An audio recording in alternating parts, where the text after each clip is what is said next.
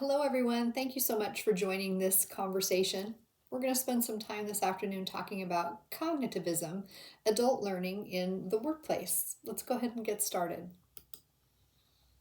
My name is Celissa Roberts. My name is easy to remember and it rhymes with Melissa. And I like to think of myself as a budding social psychology professional. Currently, I'm an executive director at a global financial services company, one of the best global financial services companies on the planet. And my plan is to combine my love of psychology with my 33 years of experience as a financial services professional to become a psychologically informed coach.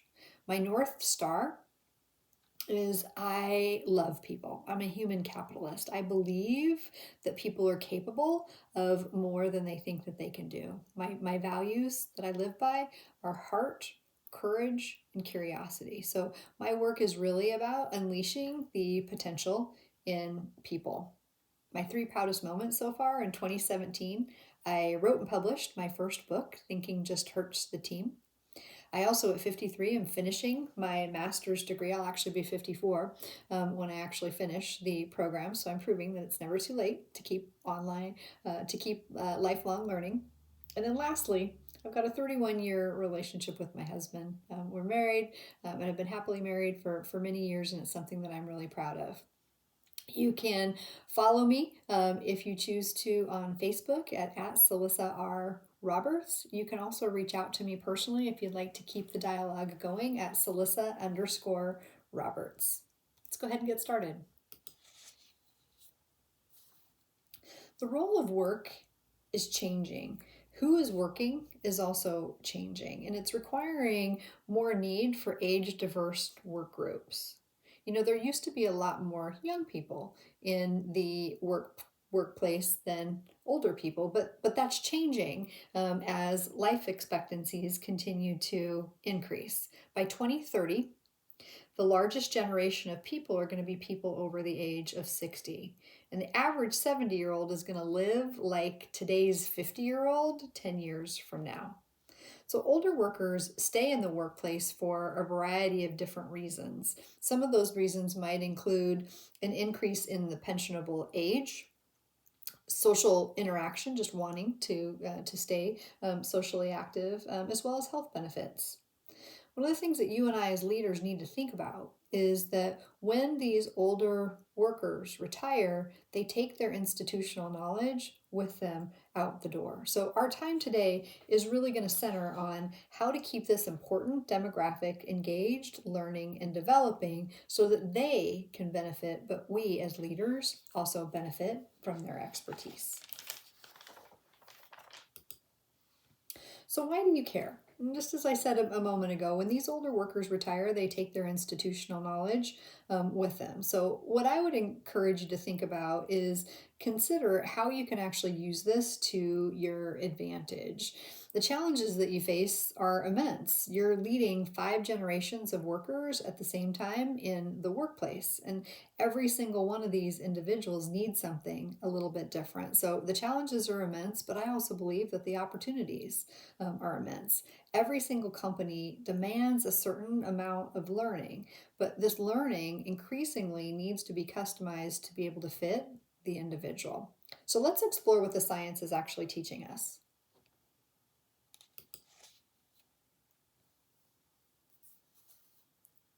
We're going to start with an overview of cognitivism. So as you know, leaders are challenged in new ways today.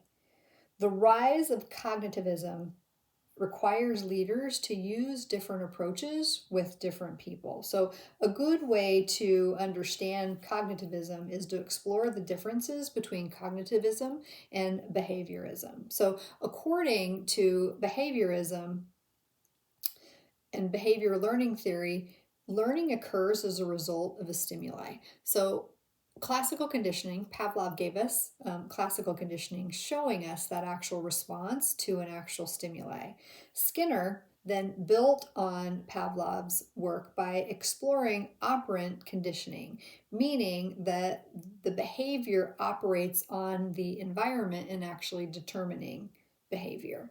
And behaviorism as a doctrine is concerned with the actual doing. Why this is relevant to you and I as leaders is we used to say that when we hired somebody that we hired an actual hand. But what I'd encourage you to think about is cognitivism is more about hiring a mind. And when you hire that mind, it's important to remember that that person is bringing to you all of their different experiences that they've had up to that particular moment in time. And this is something that's increasingly important because leaders get their work done through the actual individuals, and organizations only learn through these individuals. And so it's important that we're creating these environments where employees can continue to be able to learn and develop. It's how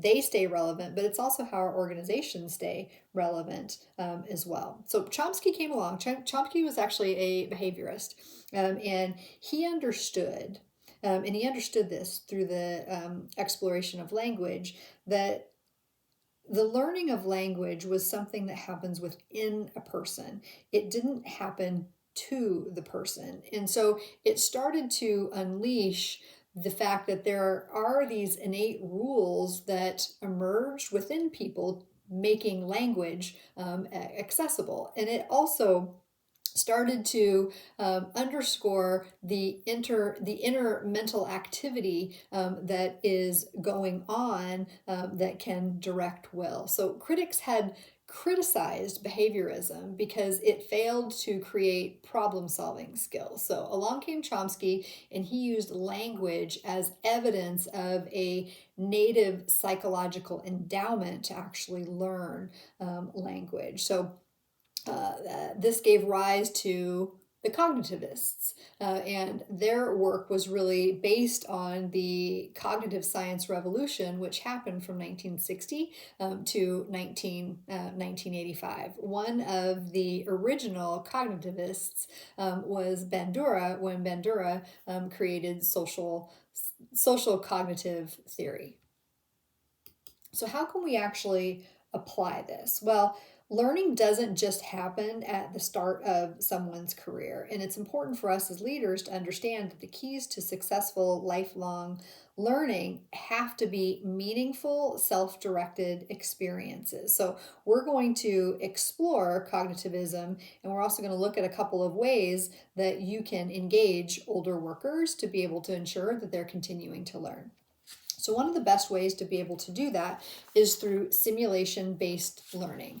Simulation-based learning is an internal view of learning, and simulation-based learning actually combines knowledge, skills, attitudes, and senses. And all of these knowledge, skills, attitudes, and senses combine to be able to create context-dependent memory. So a learner is actually able to simulate what they're eventually going to be expected to be able to do. When they eventually go into that environment where they're expected to do, they can count on this context-dependent memory to be able to execute what they've already successfully practiced. So simulation-based training is effective with older workers. Some tips to success in trying to create these simulation-based learning opportunities are to create a learning environment that is close to the actual work environment. The more closely it relates, the more success you'll have using the actual simulation. And learning also needs to be meaning-making, especially when you're dealing with older adult learning. So let's double click into that and talk a little bit more about what that means. So adult learning is effective when it's viewed through the lens of the situation and what's needed in the moment. So creating meaning-making experiences is all about problem-based and situation-driven opportunities. It's also really important to remember when you're dealing with older learners that it's important to provide autonomous learning opportunities. It's also really important that space is created for continuous learning and deep thinking. Deep thinking and reflection are absolutely essential to be able to integrate new information along with existing information. And one of the best ways that you can create that type of environment is by creating a disorientating dilemma so that you're able to use cognitive dissonance to be able to drive change. So a good way to be able to do this is to start with a question so that the learner can use their own inquiry and self-exploration to be able to explore what they know and also explore what they're learning and deal with that actual discomfort. That discomfort, that cognitive dissonance, oftentimes is the rocket fuel to be able to generate meaningful change. Again, problem-based, situation-driven examples where you can use cognitive dissonance is helping the learner learn for their reasons, not through coercion. And especially when you're dealing with older workers, it's really important that change happen with a thorough investigation of the why. They have to understand the why before they care about the actual how. And it's important to be able to establish that relationship, because if they understand the why and the how, then you can promote engagement. That's meaningful change versus just compliance. They'll do what you ask them to do, but there won't be any real change in learning because they're not fully engaged with that. So you can start that again with a thorough investigation of the why. The third area that I'd like to spend a moment exploring is the neuroscientism. Neuroscientism includes affective learning or emotions, motivation, and sensory data on learning. Neuroscientism is also helping us better understand the neural hormones and what happens to neural hormones in processing. So exploring the impacts of cortisol. And one of the things that the research has shown us is the negative influences on cognition related to cortisol. Serotonin, on the other hand, actually has a positive influence on cognitive functioning. Serotonin is really important as well because serotonin plays a role in sleep regulation. And sleep regulation is really important when you're dealing with a learner trying to incorporate new information into what it is that they currently already know. Neuroscientism also helps us avoid the hazards of emotional labor and incidents of burnout. And the research is very, very clear that stress is directly related to burnout. And we also know that when dealing with stress, professionals, when they're in stressful situations, do not have the opportunity to be able to perceive those feedback cues from the people that they're working with that could better help their actual communication. So that's what the neuroscientism is telling us regarding older workers. One of the coping techniques that you can utilize with older workers is if you are attempting to have a learning opportunity, if you can pair that with exercise, the moving of the body does an effective job being able to move the mind as well. And no conversation about learning would be complete without touching on self-determination theory. We know that adults learn better when the learning is under their control. So let's just touch quickly on self-determination theory and explore the components that underlie the self-determination theory. Those are autonomy, competence, and relatedness. Human autonomy plays a role in self-regulation and performance. And we know that people that learn to be good self-regulators are happier, healthier, and they're just simply more productive at work. Good for them, good for us. Resources and next steps. One of the things to remember is that all learning is cultural. And our leadership is essential for effective learning. And you and I, as leaders, we need to continue to put emphasis on the group's collective experience, really incorporating the feelings and the thinking of our actual followers. And our organizations are going to be able to meet our folks' need for meaning and identity through ongoing learning and development. And that learning process, I've given you a pictogram here off to the right. The learning process is really about learning and unlearning and then relearning or reframing what it is that we've learned. And that's just a cycle that just continues on and on.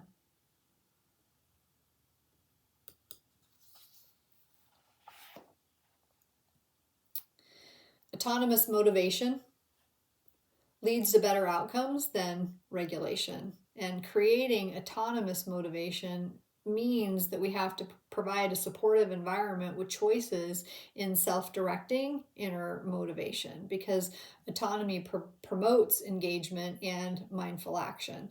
And one of the things that we know from the research is that autonomous motivation helps individuals respond to failure by accepting responsibility and focusing on ways to be able to improve. And you can contrast and compare that with controlled motivation. When using controlled motivation in dealing with people with failure, those individuals oftentimes will lack accountability and will also be more defensive in giving in receiving that actual feedback.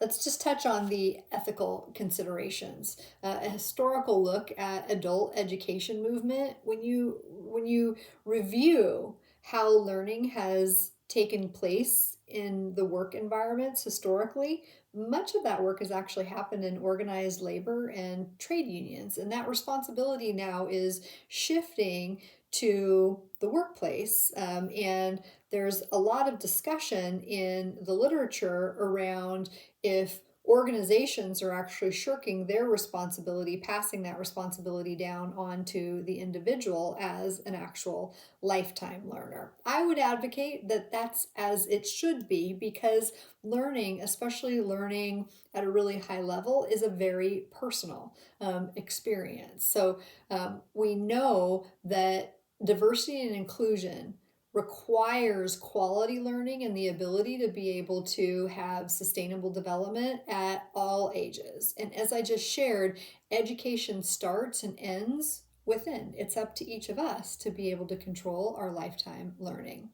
We also know that adults are living longer and they're demanding alternative access to lifelong learning. And the key to being happier and more stress-free employees is the ability to be able to have sustained learning. So all the learning is cultural. I've already said that. It's important that we create these ethical spaces to be able to learn, unlearn, and relearn, and be able to learn from one another. That's how we connect our personal experiences within the cultural context. So the shift for workers is the shift for workers working longer is something that our governments are very supportive of, because if we can keep older workers working and engaged, there's less stress on our social welfare programs. And it also allows us to keep skilled, trained employees working and engaged for longer. Again, it's beneficial for everybody. So final review, more work needs to be done on the role of leaders on followers. There's actually a lot of research on leadership, but most of the work on leadership is about leadership attributes. So more work needs to be done on the role of the leaders on actual followers. When you're thinking about cognitivism, I'd encourage you, use simulation-based learning. Remember that leaders play a role in meaning making and creating purpose, which is vital to engagement, and learning leadership and learning are social activities, and I would encourage you all, and I will do the same, to keep current on the neuroscientism and the actual neuroscience to continue to learn how we can support people in the workplace. In conclusion, leaders have a challenging role. You have a challenging role of driving results and leading through change. Leading through change requires learning, unlearning, learning, and relearning. The key to adult learning is keeping it fun, connecting the why and the how, because when followers can connect the dots between the why and the how, they can find their own meaning and their own purpose, and that will allow them to stay relevant in this ever-changing world, and it'll make the whole process much more effortless. Thank you so much for your time and your attention.